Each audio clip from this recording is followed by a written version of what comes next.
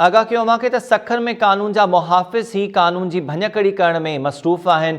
Police mobile ज़ाती कम लाइ इस्तेमालु थियण लॻी। सखर में पुलिस मोबाइल DSP हेडक्वार्टर जे पुट जे इस्तेमालु हेठि आहे ऐं संदसि गाॾी हलाइण वारी वीडियो बि साम्हूं अची वई आहे। वीडियो में नज़र अची रहियो आहे त DSP पंहिंजे पुट खे पुलिस मोबाइल हलाए स्कूल वठी वञी रहियो आहे।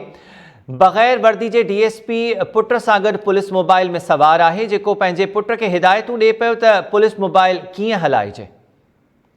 पुलिस मोबाइल पुट खे हलाइण लाइ छो ॾिनी वई, अहिड़ो सवाल साम्हूं आयो त DSP हेडक्वार्टर ख़ामोश आहे। इन जी का वज़ाहत साम्हूं नाहे अची सघी।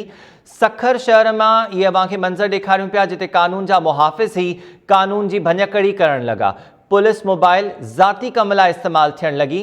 पुलिस मोबाइल DSP हेडक्वार्टर जे पुट जे इस्तेमालु हेठि आहे ऐं DSP पाण सादन कपिड़नि में न पुलिस मोबाइल जी फ्रंट सीट ते वेठल आहे ऐं पंहिंजे पुट खे हिदायतूं बि जारी करे पियो ड्राइविंग जे हवाले सां।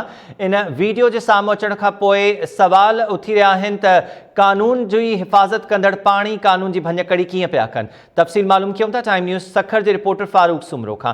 फारूक, ग़ालिबन हे सखर जे मिलिट्री रोड जी फुटेज आहे जिते DSP पाण बि गाॾी में मौजूदु आहे ऐं उन जी मौजूदगी में संदसि पुट इहो पुलिस मोबाइल जी ड्राइविंग करे पियो।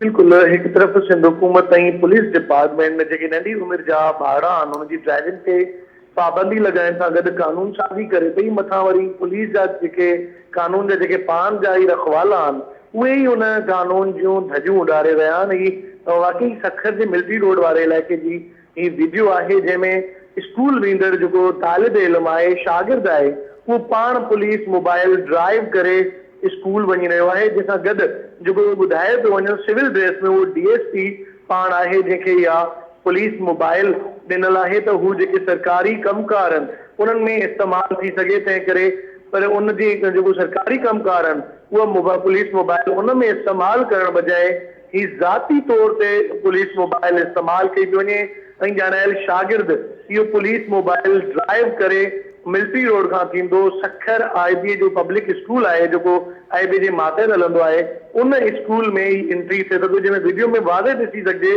छो त इहो नौजवान शागिर्द जेको नंढी उमिरि जो शागिर्द आहे उहो पाण इहा पुलिस मोबाइल ड्राइव कंदे स्कूल तरफ़ वञी रहियो आहे। जंहिं मुतलिक़ ॿुधाए पियो वञे त इन नौजवान सां गॾु इन जेको नंढी उमिरि जो तालिब इल्म आहे इन सां गॾु संदसि वालिद बि मौजूदु आहे। जेको फारूक, पुलिस जे आला अमलदारनि SSP को इन मामले जो नोटिस वरितो त पुलिस मोबाइल ज़ाती कमनि लाइ नाहे हूंदी, को नोटिस वरितो वियो आहे, का कार्रवाई थी आहे?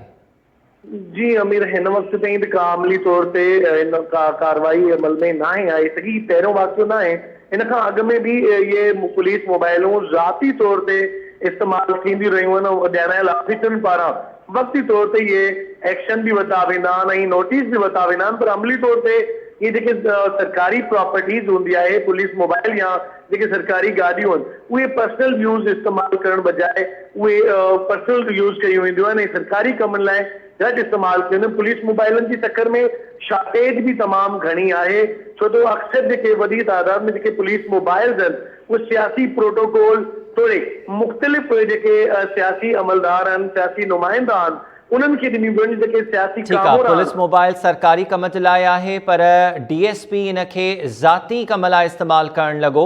संदसि पुट उन जी मौजूदगी में इहा पुलिस मोबाइल हलाए रहियो आहे पर अञा ताईं SSP सखर इरफान समूह इन मामले जो नोटिस न